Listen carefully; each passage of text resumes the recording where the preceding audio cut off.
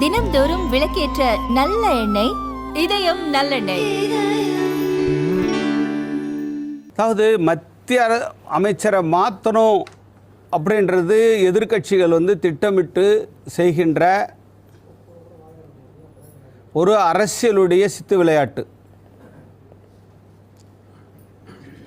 இப்போ எந்தெந்த பகுதிகளெலாம் அது மாதிரி வினாத்தால் கசிவு இருக்கின்றதோ அதற்கு உரிய நடவடிக்கைகளை மத்திய அரசாங்கம் தொடர்ந்து எடுத்துக்கொண்டிருக்கின்றது. அதை சரி செய்வதற்குரிய நடவடிக்கையும் மத்திய அரசாங்கம் அதை தொடர்ந்து எடுத்துக்கொண்டிருக்கின்றது. இதை போன்ற சூழலில் இதை போன்ற வன்முறைகளை கையில் எடுப்பதை மத்திய அரசு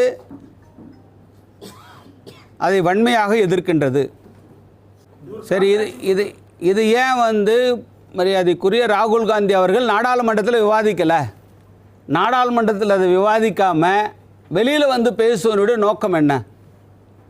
இன்றைக்கி அதாவது நாள் முதலமைச்சர் நாராயணசாமி அவர்கள் என்றைக்கு இந்த ஆட்சி நல்ல ஆட்சின்னு சொல்லியிருக்காரு. அவர் எப்பொழுதுமே அது நல்லா நடந்தாலும் அது நல்லா நடக்கலைன்னு சொல்கிறது தான் அவருடைய வழக்கம். அதனால் இந்த அரசாங்கம் இன்றைக்கி நல்லா நடக்கலைன்னா இத்தனை ஸ்டேட்டில் இன்றைக்கி ஆட்சி புரிஞ்சிட்டு இருக்குது.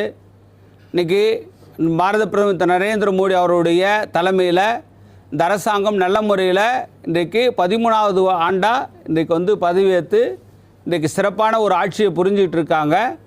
இதை போன்ற ஒரு சில நேரங்களில் இன்றைக்கு நிர்வாக ரீதியாக ஒரு சில குளறுபடிகள் நடக்கின்ற பொழுது அதை சரி செய்வது என்பது அந்த அரசினுடைய கடமை.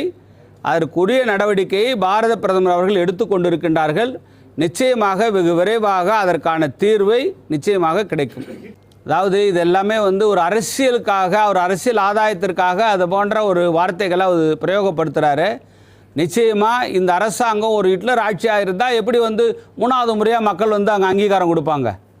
இன்றைக்கி நாடு முழுவதும் நாடாளுமன்ற தேர்தல் நடந்து இதில் நாடு முழுவதும் இருக்கிற மக்கள் வாக்களித்து இன்றைக்கு ஒரு அரசாங்கத்தை இன்றைக்கு உருவாக்கி கொடுத்துருக்காங்க. அப்படி ஒரு ஹிட்லர் ஆட்சியாக இந்த பாரத பிரதமர் அவங்க நடத்தியிருந்தால் எப்படி மக்கள் அதுக்கு அங்கீகாரம், மீண்டும் அந்த ஆட்சி வர்றதுக்கு அங்கீகாரம் கொடுப்பாங்க?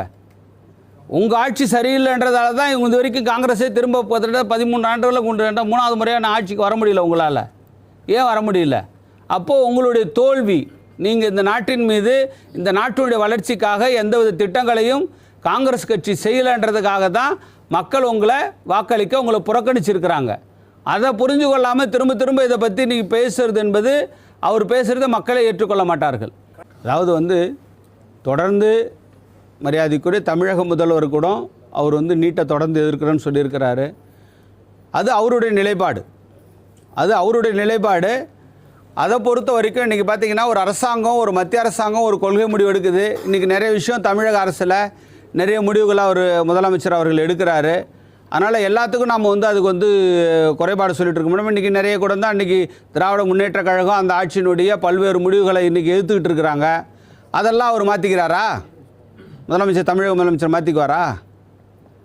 ஒரு அரசினுடைய ஒரு கொள்கை முடிவு என்று வருகின்ற பொழுது அந்த அரசு அதில் இருக்கின்ற அந்த இடர்பாடுகளை, நடுவிலே ஏற்படுகின்ற அந்த சிக்கல்களை சரி செய்வதற்கு அந்த அரசாங்கம் தயாராக இருக்கின்ற பொழுது ஒட்டுமொத்தமாக அதனுடைய சிஸ்டத்தையே குறை சொல்வது என்பது ஏற்றுக்கொள்ள முடியாத ஒரு விஷயம்.